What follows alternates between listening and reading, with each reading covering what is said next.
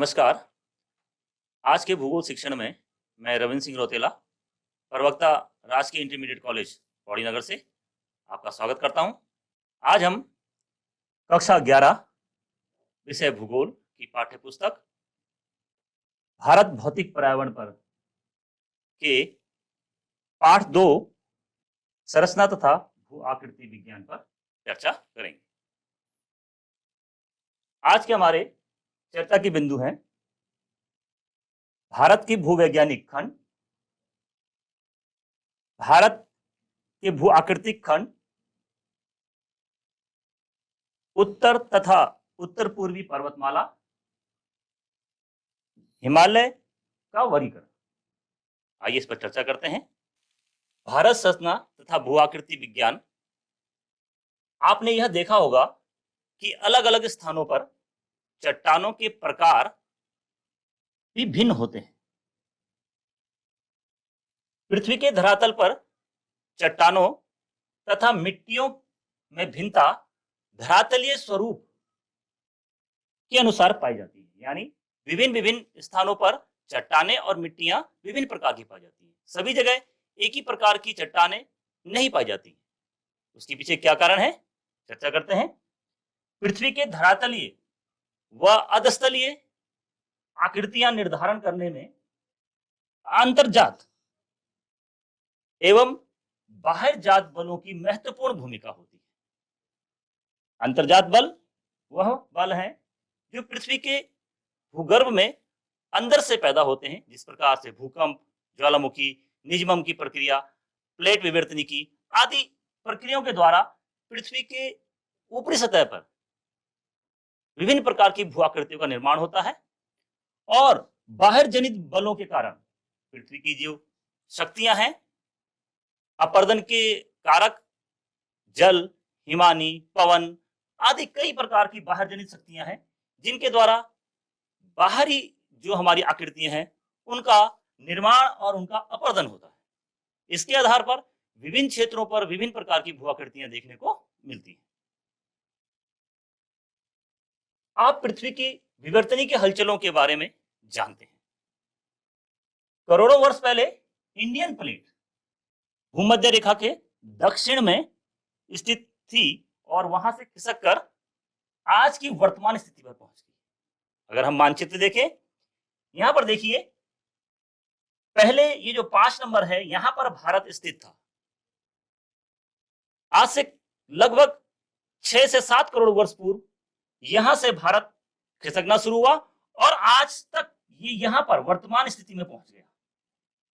यहां पर भारत की खिसकने की दर 7 करोड़ वर्ष से स्टार्ट होकर और वर्तमान दर तक दिखाई गई है। अर्थात पृथ्वी की विवर्तनी की प्रक्रिया के द्वारा, आंतरिक शक्तियों के हलचल पैदा करने के द्वारा ऊपर की सतह खिसकना शुरू हुई और वर्तमान स्थिति में भारत पहुंच गया, जहां पर आज हिमालय पर्वत है।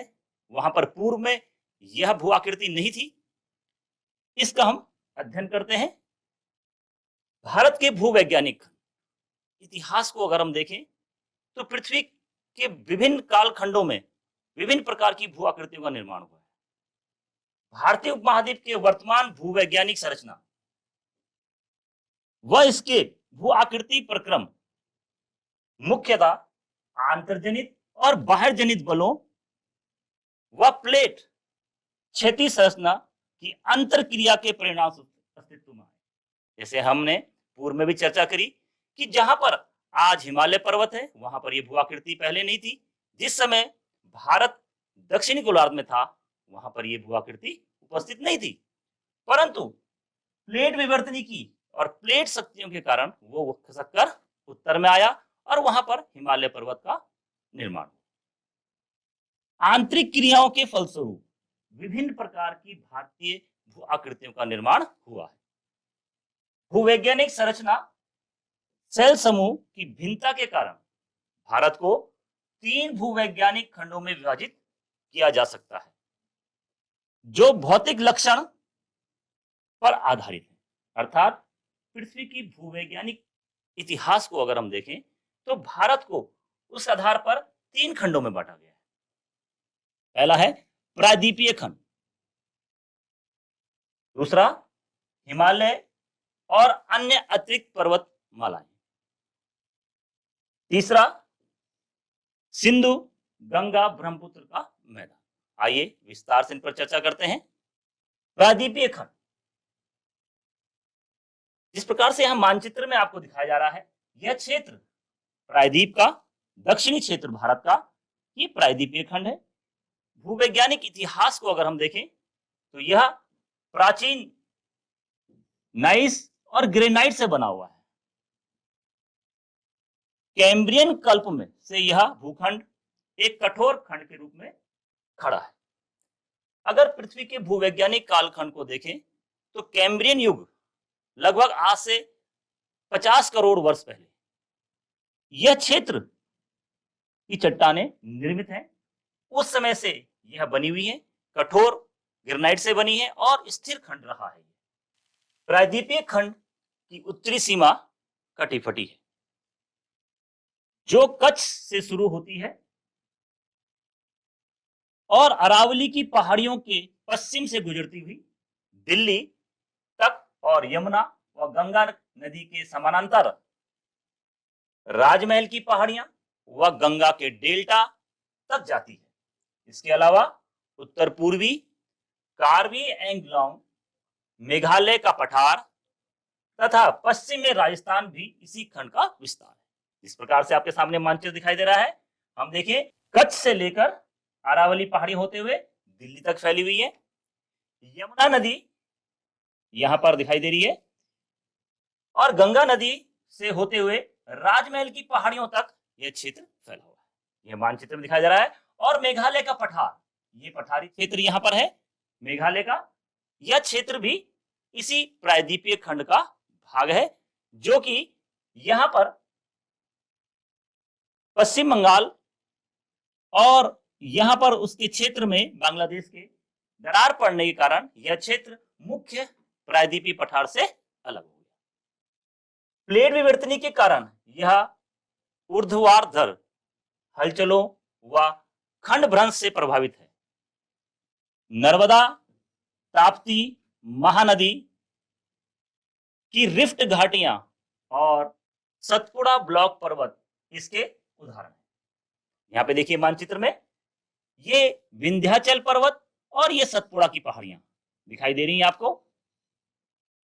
इसके बीच में यहां पर नर्मदा नदी जो रिफ्ट घाटी से होते हुए बह रही है, अर्थात रिफ्ट घाटी वह घाटियां हैं जिसके आसपास का क्षेत्र ऊपर उठ जाए और बीच में जो क्षेत्र गहरा बना जाता है वह रिफ्ट घाटी का क्षेत्र कहलाता है। और ये आसपास के जो पर्वत श्रेणियां हैं ये ब्लॉक पर्वत कहलाती हैं। जिस प्रकार से सतपुड़ा पर्वत ब्लॉक पर्वत श्रेणी में आता है। इसके उदाहरण हैं, प्रायद्वीप के मुख्य अवशिष्ट पहाड़ियां शामिल हैं। अवशिष्ट यानी प्राचीन पहाड़ियां जो कि अपरदित हो चुकी हैं, उनके अवशेष यहाँ पर बचे हुए हैं, जिसमें अरावली पहाड़ियां यहाँ पर दिखाई जा रही हैं। यह अरावली की पहाड़ियां हैं। नन्ना मलाई की पहाड़ियां, महेंद्रगिरी, यहाँ की नदियां उथली और उनकी प्रवणता कम होती है।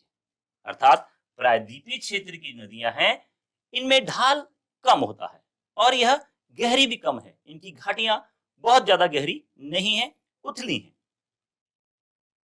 भारत के भूवैज्ञानिक खंड का दूसरा भाग है हिमालय और अन्य अतिरिक्त प्रायद्वीपीय पर्वतमालाएं। इस खंड की भूवैज्ञानिक संरचना तरुण, दुर्बल और लचीली है। यह आपके सामने मानचित्र है, यह देखेंगे क्योंकि यह नवीन क्षेत्र है, नया बना हुआ है और तरुण अर्थात युवा है। इसका निर्माण आज भी हो रहा है। दुर्बल कमजोर क्षेत्र है जिसपे अपर्दन की क्रिया के द्वारा इसका आज भी कटाव और अपर्दन हो रहा है। और लचीला है क्योंकि हमने अभी पूर्व में चर्चा करी कि भारतीय प्लेट जिस समय उत्तर की ओर खसक रही थी वह यूरेशियाई प्लेट से जब टकराई तो इस क्षेत्र में वलन पड़ने से हिमालय पर्वतीय क्षेत्र का निर्माण हुआ है। इन पर्वतों की उत्पत्ति विवर्तनी की हलचलों से जुड़ी है। ये पर्वत वर्तमान समय में भी बाहर जनित तथा आंतरजनित बलों की अंतर क्रियाओं से प्रभावित है। बाहर जनित बल अर्थात नदी, हिमानी आदि अपर्दन की क्रियाएं इसका आज भी कटाव कर रही हैं। और आंतरिक शक्तियां जिसमें प्लेट विवर्तनीय शक्ति है जो इसको आज भी उत्तर की ओर खिसका रही है। इस कारण इस क्षेत्र में हलचलें पैदा होती रहती हैं। यह प्लेट यूरेशियाई प्लेट से टकरा रही है। इसके परिणाम स्वरूप इनके वलन, भ्रंश और छेद बन जाते हैं। जब प्लेट विवर्तनी के कारण भारतीय दक्षिणी प्लेट उत्तर की ओर खसक रही है तो इस क्षेत्र में वलन पड़ गए हैं। इस प्रकार से वलन, इस वलन से इन हिमालय पर्वत की विभिन्न पर्वत श्रेणियों का निर्माण हुआ है। भ्रंश पड़ गए हैं, कुछ क्षेत्र गहरी घाटियों में नीचे बैठ गया है। छेद पड़ गए हैं, विपरीत भ्रंश की तरह वहां पर कई भूखंडों का निर्माण हुआ है। तीसरा भूवैज्ञानिक कालखंडों में इतिहास में देखें, सिंधु गंगा ब्रह्मपुत्र मैदान। यह खंड सिंधु गंगा ब्रह्मपुत्र नदियों का मैदान है। यह एक भू अभिनति है, गर्त है जिसका निर्माण मुख्य रूप से हिमालय पर्वतमाला निर्माण प्रक्रिया के तीसरे चरण में हुआ है। अर्थात जब हिमालय का निर्माण हो रहा था, अंतिम चरण में बाहरी श्रेणी शिवालिक का निर्माण हुआ, उसी समय यहां पर बाहरी क्षेत्र में भू अभिनति गर्तों का निर्माण हुआ। अर्थात लंबी तलछटी क्षेत्र, पतले सकरे जिनमें धसा हुआ, यहां पर नदियों द्वारा लाए हुए मलबे का निक्षेपण हुआ और यह तीसरे चरण में इस गर्त क्षेत्र के भराव से इस मैदान का निर्माण हुआ। तब से इसे हिमालय और प्रायद्वीप से निकलने वाली नदियां अपने साथ लाए हुए अवसादों से पाट रही हैं। अर्थात यहां पर हम देखें, हिमालय से ये विभिन्न नदियां, यमुना, गंगा, अन्य नदियां बहुत सारी इस प्रकार से निकलकर, और प्रायद्वीप से यहां पर देखेंगे हम चंबल, बेताब, अन्य कई नदियां यहां सर जो कि उत्तर की ओर बह रही हैं। और ये बीच में जो पूरा क्षेत्र हमें दिखाई दे रहा है, यह क्षेत्र नदियों द्वारा लाए हुए निक्षेपों के भर गया, उससे इस क्षेत्र का निर्माण हुआ, अर्थात यह पाट दिया गया है। अब हम चर्चा करते हैं भारत के भू आकृतिक खंडों। किसी स्थान की भू आकृति उसकी संरचना, प्रक्रिया और विकास की अवस्था का परिणाम है। अर्थात हमने जाना कि भारत की जो विभिन्न भू आकृतियां हैं, वे विभिन्न प्रकार की संरचनाओं से उनका निर्माण हुआ है, विभिन्न प्रकार की अवस्थाओं में उनका विकास हुआ है, विभिन्न प्रकार की प्रक्रियाओं से वो गुजरे हैं।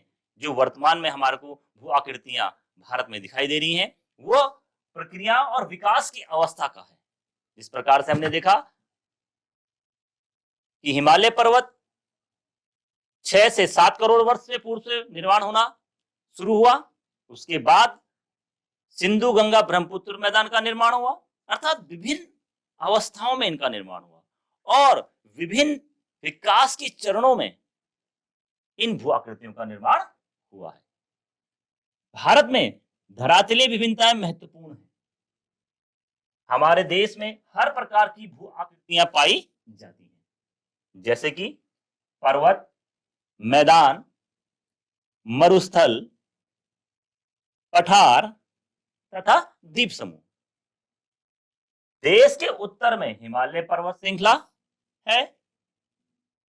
यह अस्थिर एवं युवा स्थलाकृति है, जिसमें अनेक पर्वत चोटियां, गहरी घाटियां तथा तेज बहने वाली नदियां हैं।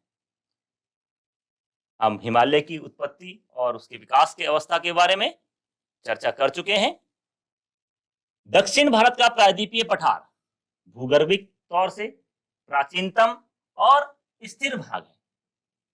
यह आग्नेय रूपांतरित सेलों वाली कम ऊंची पहाड़ियों एवं चौड़ी घाटियों से बना हुआ है।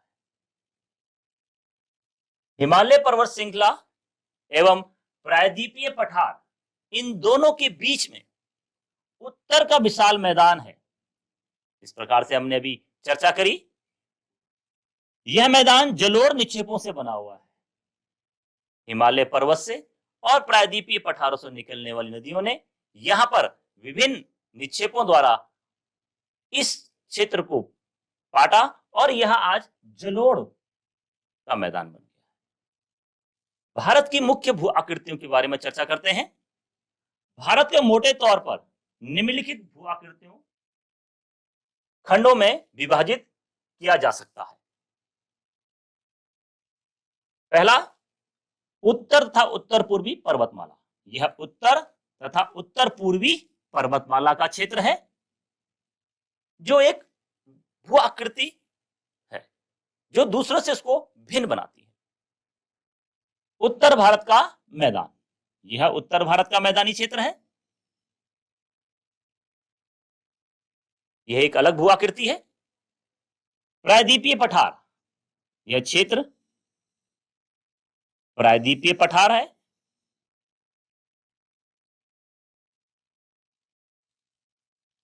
भारतीय मरुस्थल, यह भारतीय मरुस्थल का क्षेत्र है। यह अलग प्रकार की एक भू आकृति दिखती है। तटीय मैदान, प्रायद्वीपीय पठार के दोनों पूर्व एवं पश्चिम में तटीय मैदान का निर्माण हुआ है। यहां पर देखिए, ये एक सकरा सा तटीय क्षेत्र का निर्माण हुआ है।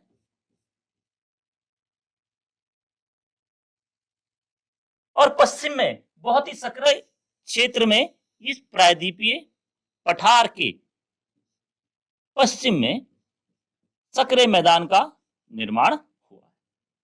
यह अलग भू आकृति है जो उत्तरी मैदान से अलग है।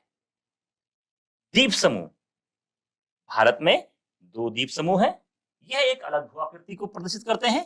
यह अंडमान निकोबार द्वीप समूह है और यह लक्षद्वीप समूह है। इस आधार पर भारत को 6 भू आकृति विभागों में बांटा गया है। चर्चा करते हैं उत्तर तथा उत्तर पूर्वी पर्वतमाला। भारत की उत्तरी सीमा पर विस्तृत हिमालय पर्वत श्रृंखला स्थित है।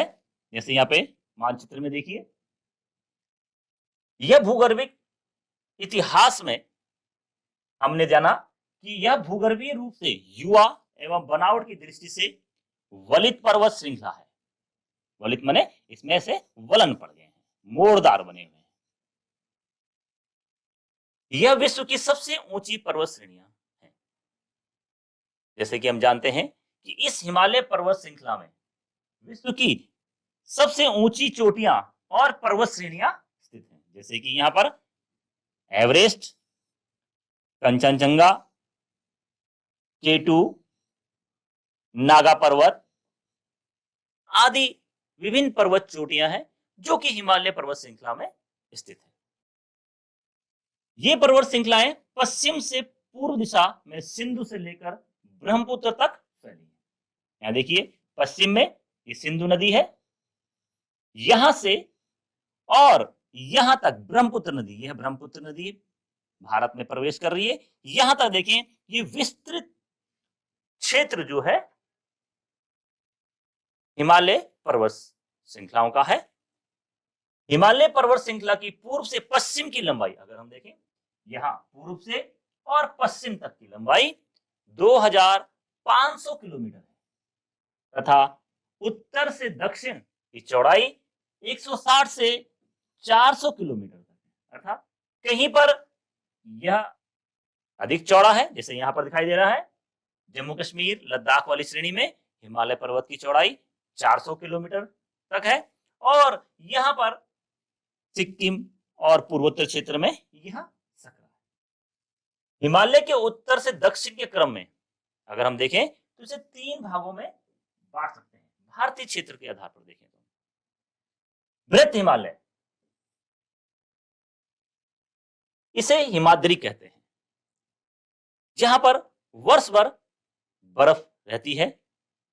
यह सबसे अधिक सतत श्रृंखला है, सतत माने जुड़ी हुई सीरीज में। ये देखिए आपको हिमाद्री दिखाई दे रही है, सफेद सफेद यहां पर रंग से, वो बर्फ का क्षेत्र है। यह हिमाद्री बृहत हिमालय क्षेत्र कहलाता है, जिसमें विभिन्न पर्वत श्रेणियां और ऊंचे पर्वत स्थित हैं। इसकी औसत ऊंचाई 6000 मीटर की है। यह श्रृंखला हमेशा बर्फ से ढकी रहती है तथा विश्व की सबसे ऊंची चोटियां इसी भूभाग में पाई जाती हैं। मध्य हिमालय या निम्न हिमालय भी कह सकते हैं इसको। हिमाद्री के दक्षिण में अर्थात बृहत हिमालय के दक्षिण में हिमालय श्रृंखला स्थित है। इसकी औसत ऊंचाई 2000 मीटर से 3500 मीटर तक है तथा इसकी चौड़ाई 50 किलोमीटर है। पीर पंजाल, धौलाधार, महाभारत इसकी महत्वपूर्ण पर्वत श्रेणियां हैं। इसी श्रृंखला में कश्मीर घाटी, हिमाचल की कांगड़ा एवं कुल्लू घाटियां भी इसी मध्य हिमालय की श्रेणियों पे स्थित है। यहाँ पे मानचित्र में देखिए, यह मध्य हिमालय क्षेत्र है जिसमें कश्मीर घाटी ये आपको दिखाई दे रही है।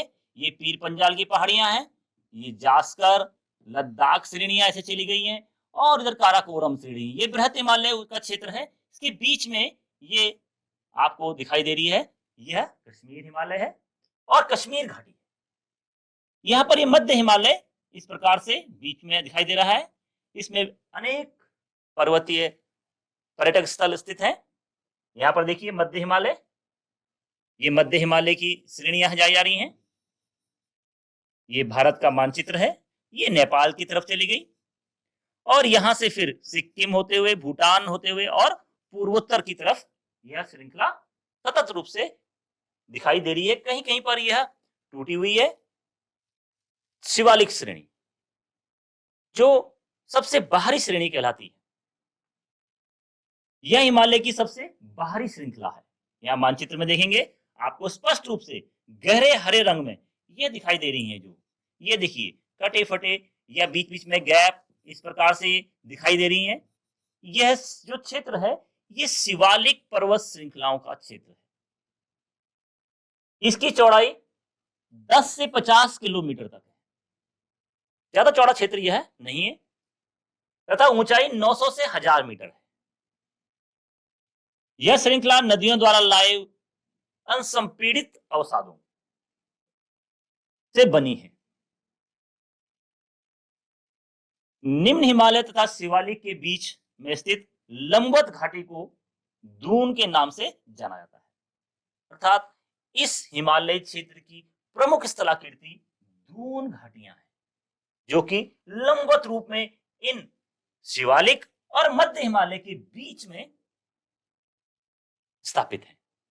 हमने कहा यह असंपीड़ित अवसादों से, अर्थात हिमालय निर्माण की अंतिम चरण की प्रक्रिया में नदियों द्वारा लाए हुए अवशेषों के पड़ने वाले दबाव विवर्तनी की प्रक्रिया से इस शिवालिक श्रेणी का निर्माण।